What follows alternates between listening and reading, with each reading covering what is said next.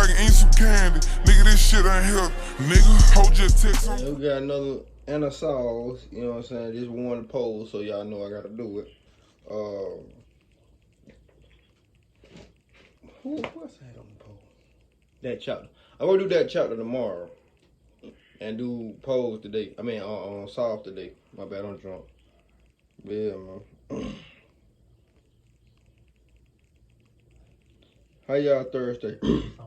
Ram his car into my back, and I got. Whoa, what?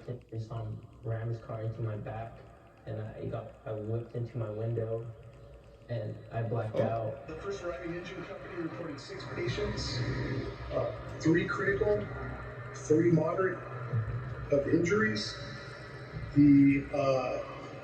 With positive entrapment. Is this really happening? Are you joking? Is this a joke? Am I dreaming? Am I going to wake up from this bad nightmare? And then you realize, no, it really is reality. These are Jacob Ivushku, Drake Ruiz, and Daniel Hawkins. They were 16 years old when a terrible man decided to end their lives. And the reason he did this is outrageous, to say the least. Ding Dong Ditch is something that almost every person I've talked to has done that. I have done it. Bro, it was one night. quick story time. Quick story time. So, bro, we did this one night, and I swear to God, y'all, it was about 10 of us, like 10. I said at least 10 to 12 of us, bro. Swear to God, I'm talking about just all the kids in one neighborhood, just goddamn. I didn't like knocking on 4 doors. That ain't no. I'm talking about hard lad too. We fucked around, bust somebody's window too. A youth where you go and simply ring someone's doorbell and then take off. How low do you have to stoop to kill a bunch of kids for doing a ding-dong ditch prank? This is the full story of the teens who were tragically killed in a ding-dong ditch prank gone wrong. There will always be teenagers, and their ways of having fun evolve with every generation. But some pranks are timeless. Ding Dong Ditch has probably been around since people have had doors. It's fun, an innocent prank. You ring someone's doorbell and you run away. Of course, there are more extreme versions around too. And sure, you could get into trouble if you pester someone over and over again. No one would want that, especially at night. But usually, bar a few nasty verbal exchanges, no one gets hurt. This is why so many teens around the world still do it. Sadly, the boys in today's story weren't so lucky.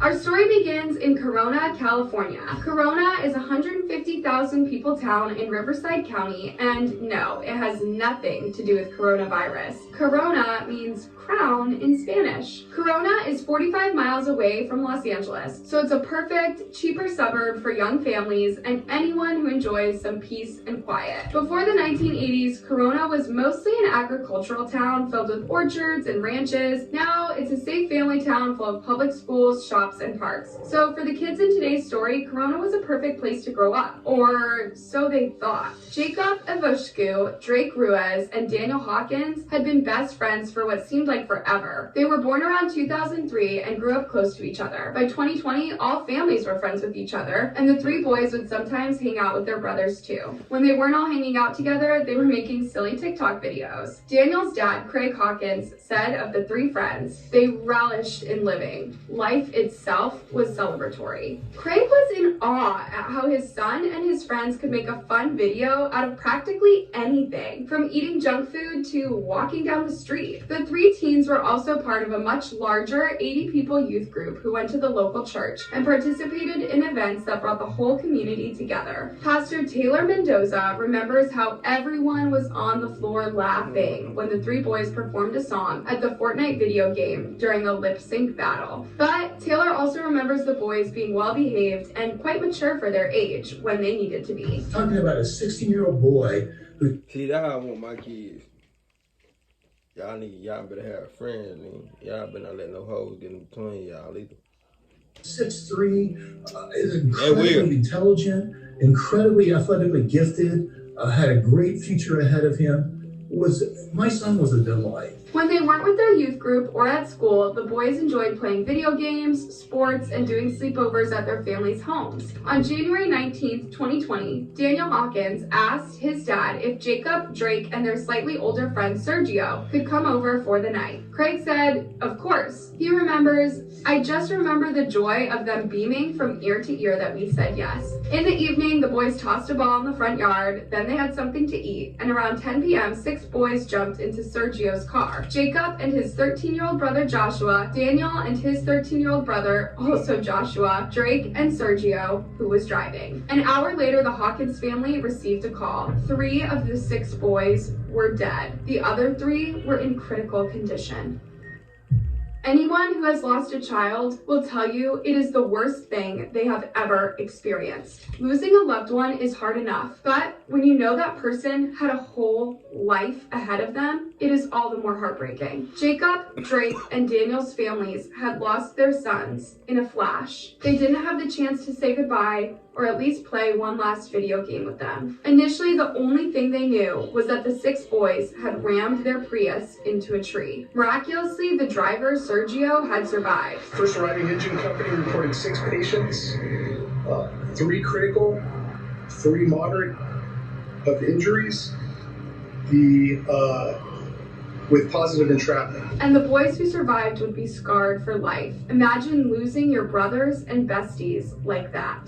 I don't know what I'm gonna do without them. It was just as nightmarish for the boys' parents. I know how There that was the is, man. shock. That shit hard. You were like, is this really happening? Are you joking? Is this a joke? Am I dreaming? Am I going to wake up from this bad nightmare? And then you realize, no, it really is reality. It's really sad to think Jacob, Drake, and Daniel didn't even have the chance to realize they were going to die. The car crash happened so fast, they could hardly tell what was happening. Yet, Daniel, Drake, and Jacob did not know how close the moment of their final breath will be. But here's where the story takes an even darker turn. There were 3 survivors to the crash, and they all remembered the same thing. Sergio did not crash the car because he was reckless or intoxicated. He was forced into the tree by an angry man they'd played Ding Dong Ditch with earlier that night.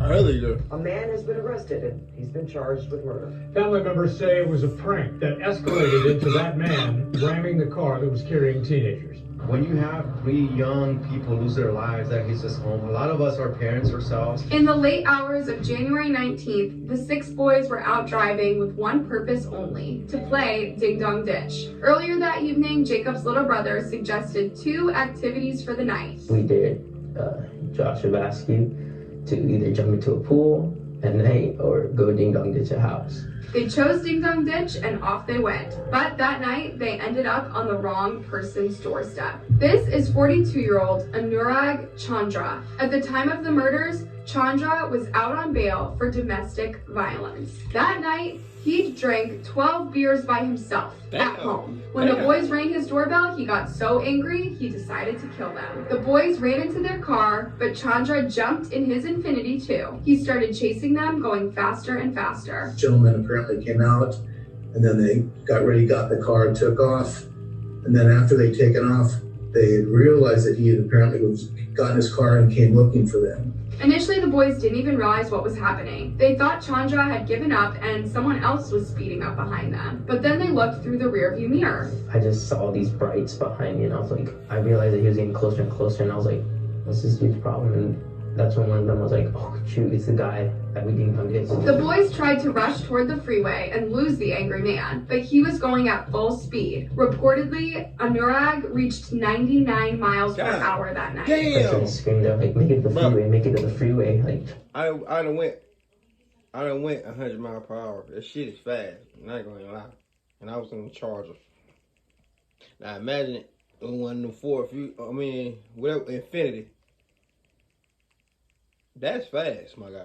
100, going 100, that shit fast. lose them there. Imagine the fear you feel as this crazy man is out to get you. You have no way of talking him down. All you can do is run, or in Sergio's case, drive. But he wasn't fast enough. At around 90 miles per hour, Anurag smashed his car into the boys' Prius. I saw him ram his car into my back and I whipped into my window and I blacked out. When he woke up, Sergio realized the situation was dire. The paramedics were dragging his friends' bodies out of the car. That's when it really hit. that they're gone. Chandra fled the scene. Yep, domestic abuse, DUI, and triple murder weren't enough. He had to do a hit and run too. Luckily though, there were several witnesses who saw his gut-wrenching crash. So when he got in his car, the witness followed him to a nearby residence. There, they circled him and called the police. Anurag Chandra was arrested within minutes. All he could tell the police was that the boys made him extremely angry. Yeah. Imagine if your kids were there instead, Chandra. So many people came together after the tragedy. Brent Howard, a leader of the youth group, said, "It doesn't seem real. You hear tragedies like this happen in the news, you don't think it's going to happen to you." The church group rallied around the surviving boys and did all they could to welcome them back home from the hospital. It was substantial help for the grieving families, but nothing could fill the void of losing your child in the blink of an eye. Now, the parents wanted to see Chandra pay. Now he faces 3 counts of murder. 3 counts of murder, 3 counts of attempted murder under special circumstances. Chandra was not the only one That who ain't couldn't gone. be home anymore. Imagine the chaos and disruption you suffer when you try to get justice for a loved one. The last 9 days took us in places we did not plan to be.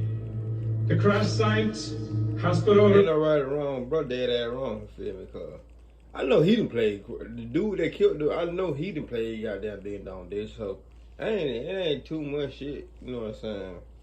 That shit ain't that serious. Just go kill some teenagers, man. It ain't never that serious.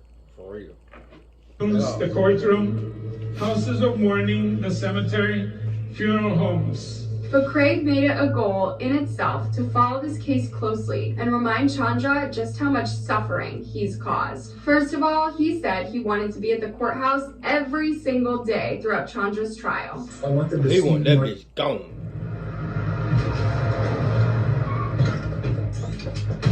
That Paul G. That shit like Ghost Recon and Paul G. And my daughter and my wife and go. And then the other families. These are the families' lives who've been forever changed. This guy basically played God. It's true. Chandra needed to be reminded he was only a small, frustrated man with an alcohol problem. Not God, not someone who can decide who lives and who dies. And while Chandra was forgotten about in a jail cell, the boys' families did everything they could to remember and honor them. Friends and family have set up a Remember the 3 website and a GoFundMe page for the boys to help with legal and medical expenses. Their friends from school and church paid their tributes and reminded everyone of their infectious joy of life. From now on, I will live my life for each and every one of them. Rest in peace, number 89, 69, and 25. Apart from remembering the boys for who they were, one topic came up over and over again. How could someone murder 3 teens for playing a prank?